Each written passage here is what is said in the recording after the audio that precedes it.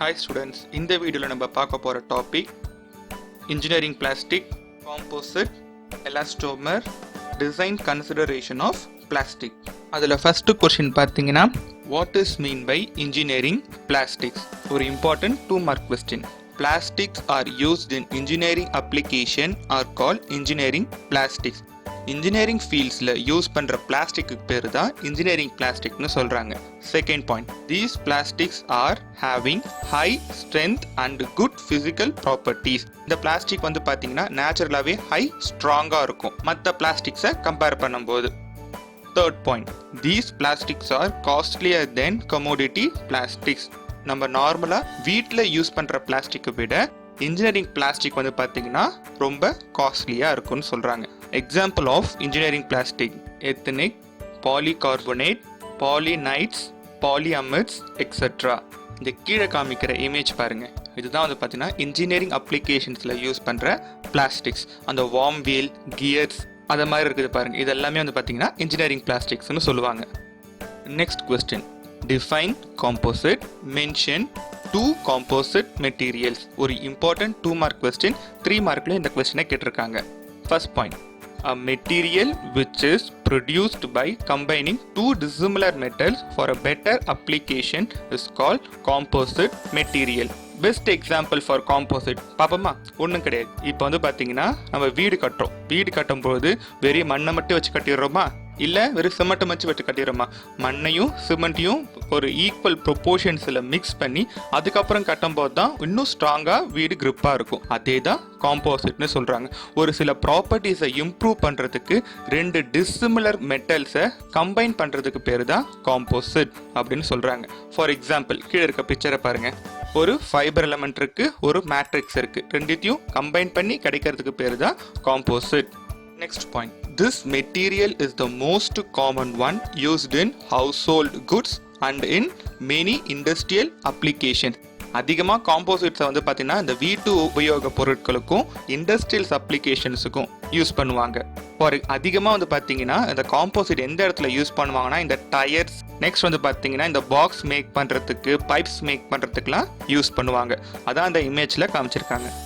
Next point, this material has more strength and stiffness than the normal plastic. இதுக்கு என்ன meaning பார்த்தீங்கன்னா, நம்ம தான் ஏற்கனவே பார்த்தோமே 2 டிஸ்சிமிலர் மெட்டீரியல்ஸை ஆட் பண்ணுறதுக்கு பேர் தான் காம்போசிட். இப்போ பார்த்தீங்கன்னா ஃபர்ஸ்ட் இருக்க மெட்டீரியலுக்கு ஒரு ப்ராப்பர்ட்டிஸ் இருக்கும், ரெண்டாவது இருக்க மெட்டீரியலுக்கு இன்னொரு ப்ராப்பர்ட்டிஸ் இருக்கும். இது ரெண்டுத்தையும் கம்பைன் பண்ணுறதுனால இதுக்குள்ள ஸ்ட்ரென்த்தும் இதுக்குள்ள சேர்ந்து கம்பைன் ஆகி அந்த காம்போசிட் மெட்டீரியல் வந்து பார்த்தீங்கன்னா இன்னும் ஸ்ட்ரென்த் ஆகும், ஸ்டிஃப்னஸ் ஆகும் ஆயிரும். அதுக்காக தான் காம்போசிட் மெட்டீரியல் யூஸ் பண்ணுவாங்க.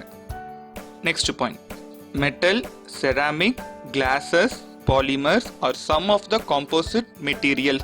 பிளாஸ்டிக் கூட என்னென்ன காம்போசிட் மெட்டீரியல்ஸ் ஆட் பண்ணுவாங்கன்னா மெட்டல்ஸ், இரும்பு துகள்கள், செராமிக்ஸ், கிளாஸஸ், பாலிமர்ஸ் இதெல்லாம் தான் composite materials. Example of composite material பார்த்தீங்கன்னா நம்ம பிளைவுட் பார்த்துருக்கீங்களா? பிளைவுடை பிரித்து பார்த்தீங்கன்னா நடுவில் வேற ஏதாவது ஒரு எலமெண்ட்ஸை வந்து ஆட் பண்ணியிருப்பாங்க. நெக்ஸ்ட் எக்ஸாம்பிள் வந்து பார்த்தீங்கன்னா நம்ம நார்மல் வெஹிக்கல் டயர் நடுவில் பார்த்தீங்கன்னா கம்பி கொடுத்துருப்பாங்க ஒரு டயருக்கு நடுவில். எதனாலனா ஒரு குட் ப்ராப்பர்ட்டிஸ்க்காக தான். இது ஒரு பெஸ்ட் எக்ஸாம்பிள் ஃபார் காம்போசிட்.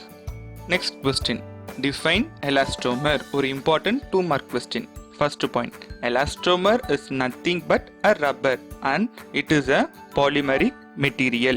எலாஸ்டோமர்னா ஒன்றும் கிடையாது. எக்ஸாம்பிள் வந்து பார்த்தீங்கன்னா நம்மளோட ரப்பர் பேண்டை இழுத்தா என்ன ஆகும்? எக்ஸ்டெண்ட் ஆகும். விட்டுட்டா மறுபடியும் கான்ட்ராக்ட் ஆகி அதோட ஒரிஜினல் ஷேப்புக்கே வந்துடுது.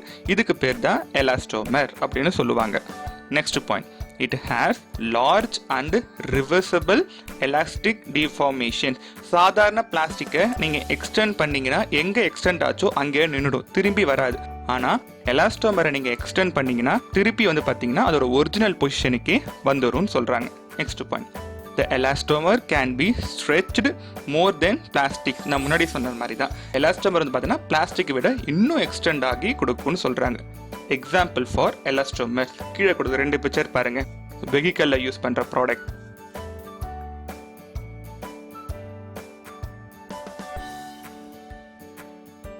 Next question, what are the design consideration of plastic components? அது என்னது design consideration of plastic components? நம்ம வந்து இப்போ பிளாஸ்டிக் ஆப்ஜெக்ட் செய்கிறோம். பிளாஸ்டிக் ஆப்ஜெக்ட் செய்யும் பொழுது நம்ம என்னென்ன விஷயத்தை ஞாபகம் வச்சுக்கிட்டு ஒரு பிளாஸ்டிக் பொருளை செய்யணும்னு சொல்கிறது தான் டிசைன் கன்சிடரேஷன் அப்படின்னு சொல்கிறாங்க. இது வந்து பார்த்தீங்கன்னா ஒரு இம்பார்ட்டன்ட் 10 மார்க் கொஸ்டின். அதோட first point, allow a minimum taper of 2 degree. அங்கே பிக்சர் பாருங்கள்.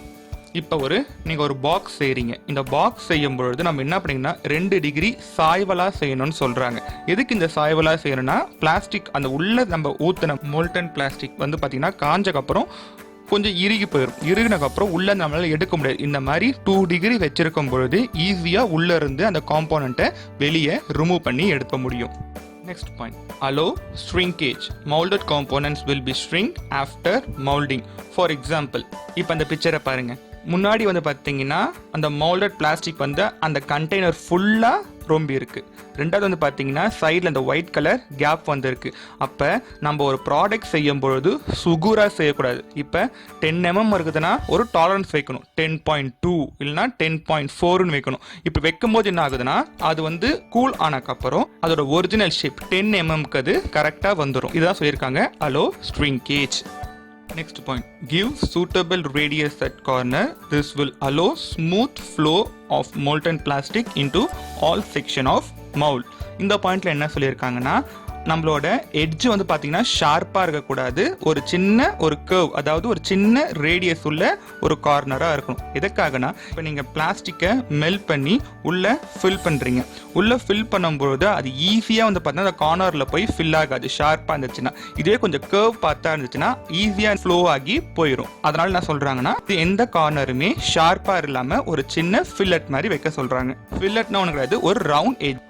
நெக்ஸ்ட் 2 பாயிண்ட் வந்து பார்த்தீங்கன்னா ஒரே பாயிண்ட் தான். Walls of the component should not be very thin and very weak. Avoid very thick section. This is for fast cooling and quick moulding.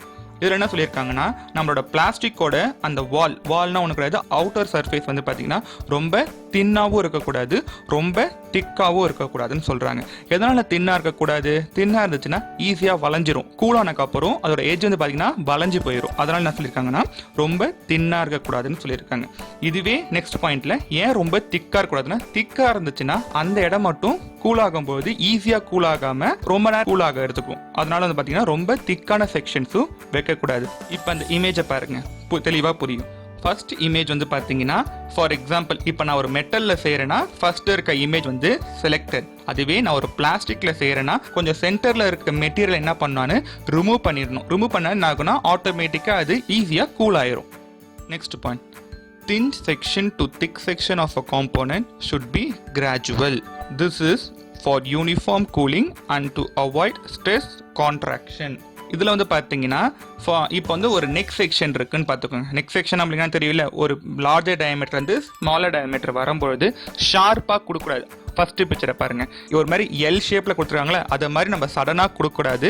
அதுக்கு அப்புறம் image பாருங்க, ஒன்று கிராஜுவலாக டிக்ரீஸ் ஆன மாதிரி கொடுக்கலாம், இல்லை ஒரு சின்ன ஃபில்லட் கொடுத்த மாதிரி நம்ம கொடுத்தா என்ன ஆகும்னா இந்த காம்போனன்ட் யூனிஃபார்மாக கூல் ஆகும் அப்படின்னு சொல்கிறாங்க. Next point, arrange core for holes wherever possible. So holes will be made in molding itself. Holes need not to be drilled. To increase strength for small threads, provide metal insert.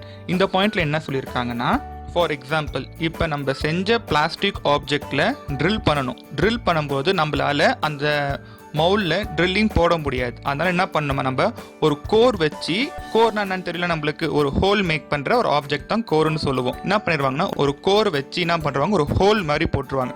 Whole போட்டுட்டு என்ன பண்ணிடுவாங்க, ஃபுல்லாக அந்த plastic மெட்டலை melt பண்ணி அதை ஃபுல்லாக fill பண்ணிவிட்டு cool பண்ணிவிட்டு அந்த ஆப்ஜெக்டை வெளியே எடுத்துட்டு மெட்டல் இன்சர்ட்னு சொல்லுவாங்க. இது என்ன இருக்குன்னா த்ரெட்டட், அந்த இமேஜில் காமிச்சிக்கிறாங்க பாருங்கள், த்ரெட்டு இருக்கும். இதை வச்சு என்ன பண்ணுவாங்க, அந்த ஹோலில் ஃபுல்லாக டேப் பண்ணுவாங்க.